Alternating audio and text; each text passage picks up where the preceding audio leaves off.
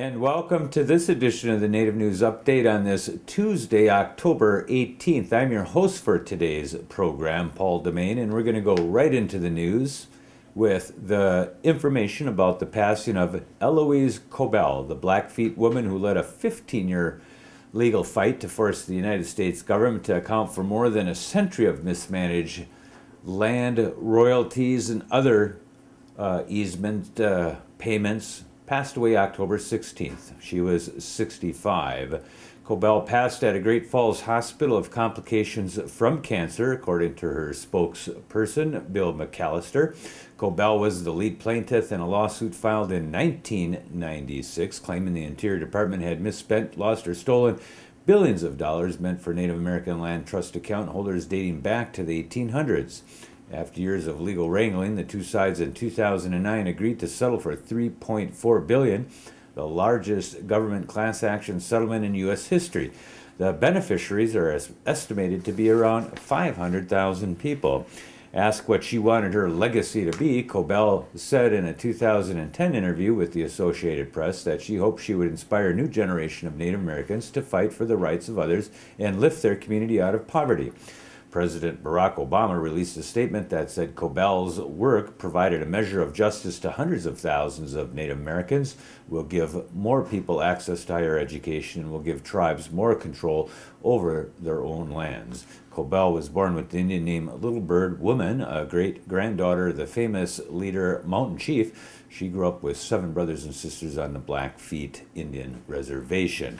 And with that, we're going to go right to an interview with Mark Trahant off the Shoshone Bannock Reservation in Fort Hall and an update on some political issues.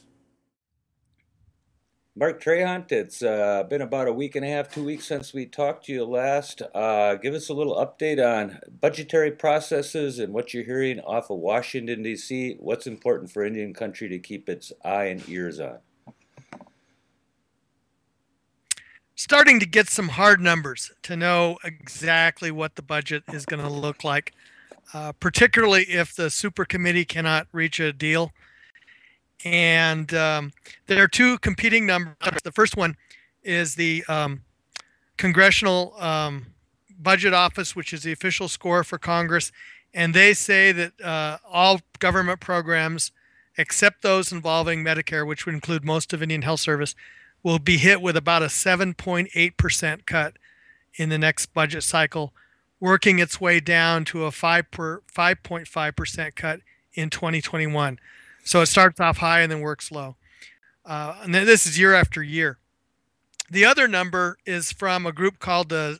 When you say year after year, a 7% cut, and then the next year a 7% cut, so we're talking about declining budgetary revenues for 10 years. Right, right. And does that budget cut come after there's been already some reductions forced at the hand of some of these other debt ceiling raising things, or is it all, this is all folded Well, I'll give you an example how it is folded together.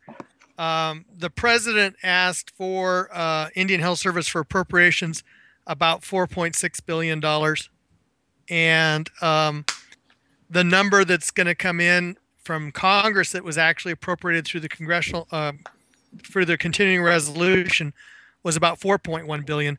So the 2% would come off that 4.1, not the president's request. So yeah, there's already cuts kind of factored into that. But the other number I wanted to mention was there's a group called the now I can't remember the first C, but Committee for Budget and Policy Priorities, cpb.org, and they calculate the cuts at coming closer to 9% the first year. And you figure, so let's just say roughly 10%, I forget the number, but 9.4. You start going around tribal offices and think of everything that's federally funded, nutrition programs, law and order. You can kind of go down the list and imagine $1 out of $10 disappearing as soon as the 2013 budget cycle, 2012 budget cycle. My understanding is that there was some notion within the Bureau of Indian Affairs that there's a difference between treaty obligated funded services and discretionary funded services. Have you heard anything of that talk?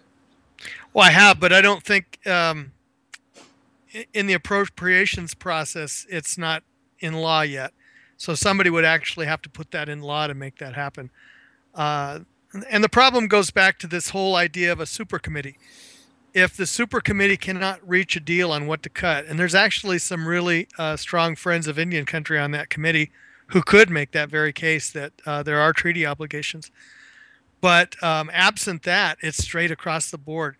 And I'll give you an example of how bleak that could be. Let's take the Special Diabetes Program for Indians, which has been a special appropriations for Congress. It's been one of the most effective programs in terms of reducing blood sugars on reservation. That would probably be hit more than 10% to make up for the 2% holdback from Indian Health Service. So it could be pretty rough for a few years. We're going to see some programs eliminated out of need for Indian Health Service to bring in budget. For example, you're saying here's a successful program. In order to keep that funded or to keep something else funded, they're going to just have to eliminate some things and focus on what's working or what the priority of other people might be. Well, that's how we ought to do it. But if they go with this across cut, it's going to be really hard because then you need Congress to make that kind of decision. And to be blunt, Congress just hasn't shown that kind of leadership. I mean, I think we should go through the budget line by line and look at programs and say what works, what doesn't work. The thing that really bugs me in all of this, and there's a story out today that conservatives are bragging about, talking about how even in this era of austerity, the federal budget has grown last year by about 5%. And that's true. But do you know why? No. Social Security and Medicare, we're growing older. I mean, it has nothing to do with spending. I mean, they keep talking about spending as if there's these massive federal programs just writing checks. And there's writing checks, all right, but it's because of our aging as a society. More people entering into that Social Security, Medicare, Medicaid pipeline and collecting benefits. Exactly. The baby boomers are starting to turn 65. Is this piecemeal idea of things, is that what's going on with the president's jobs plan? My understanding, they wouldn't vote on it as one piece, and now they're going to piecemeal it. Is he going to get anything out of that at all? Well, he's sure going to try. I'll tell you what the problem here is that whether you're a Republican or you're a Democrat, you probably know that long term we got to cut the budget, that we just have something that's not sustainable. And that, I think, ought to include tax increases. That said, where they don't have consensus is in the short term. And the president, I think correctly, wants to spend some money in the short term to kind of keep things inflated, to kind of keep the economy going, particularly in rural areas like this one. And they're saying that government stimulus does not work. It doesn't benefit the economy. I went back and looked at budgets from the 1930s and 40s. And it's really interesting. If you look at Indian Affairs budgets from 1900 up through now, there's a steady increase all the way up until you get to 1933 and 1934. And then there's a steep decrease, 13% one year and 15% another year. That's exactly the kind of mistake they're making again. They're going to cut the budget at exactly the wrong time. And in other words, they've stunted the stimulus process. And some of this whole Occupy Wall Street is a result of it. There's been people out of jobs in some cases for 2 years looking for jobs. And I don't care what sector it is. It seems like there's a large group of people that are disgruntled across the country, that there seems to be unfairness. We get accused of fomenting class warfare the minute anyone starts saying, but wait a minute, this 1% owns 99% of the resources. It may not be exactly that, but it's like a game of Monopoly where in the end, one person owns everything. Right. And look at what happened. We were at the brink of economic collapse. The banks were failing. The government did what it did and stepped in with TARP and other measures to try to keep the banks. That's the first thing they did. 2 years later, they started paying off unseemly bonuses to executives as if nothing had happened. And that's the kind of thing that people say, yeah, I know, we understand we saved the banking system, but then to turn around and see those bonuses kind of flying in the face of a 9% unemployment is just ridiculous. Professor Johnny Flynn from the University of Indiana yesterday on this show said, you know, it's all got to do with land speculation, whether it's 200 years ago, 100 years ago, or now. The speculation of real estate that seems to get us in policy trouble. Do you see a correlation between that whole idea that there's land to be speculated, and people in Wall Street make money whether the stock market goes up or comes down? From what I'm reading about, there's people that actually got hedged against recessionary notions.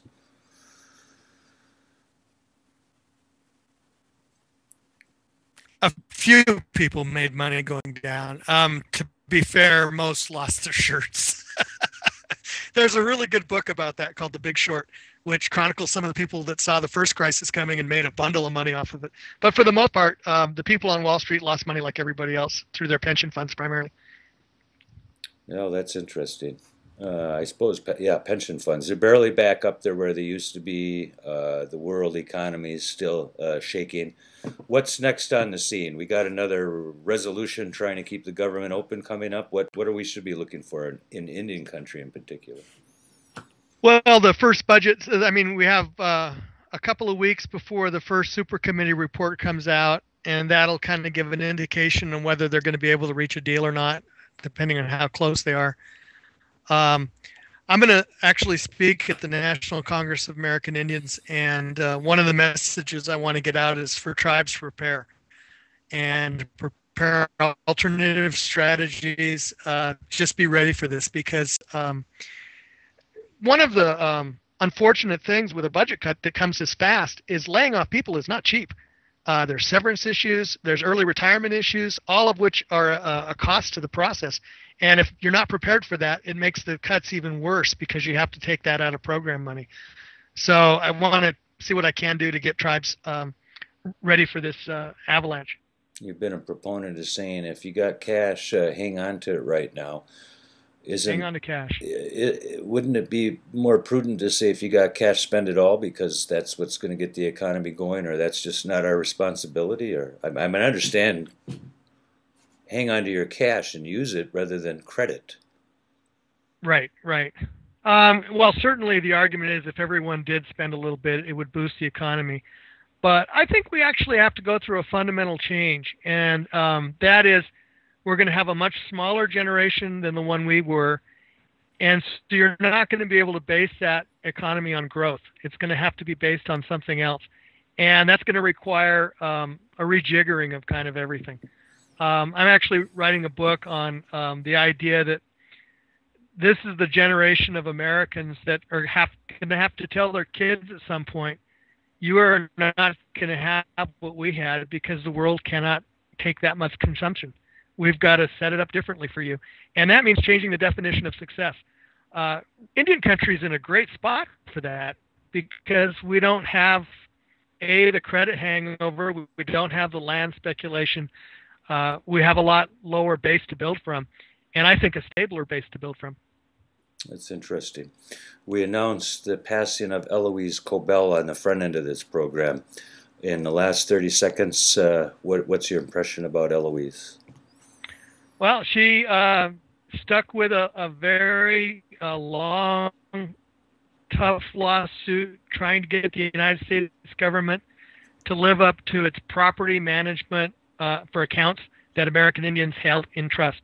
And I mean, the theory with trust is that if you can't account for it, you owe for it. And she went in knowing that the government would never live up to that very basic premise of trust accounting, yet stuck it out to get individual landowners as much as she could. I think it's a tragedy that she wasn't able to see it to the end. Yeah, along with a lot of other people won't see that final paycheck before they pass away, or that trust check, which is money derived from their trust funds. Exactly. Mark, thanks for joining with us. We'll talk to you again during the next budget crisis, which is just down the road. You take care. Take care, Paul. And that is another roundup of news from Indian country on this edition of the Native News Update. We want to thank you for joining. and come back again soon. Miigwech.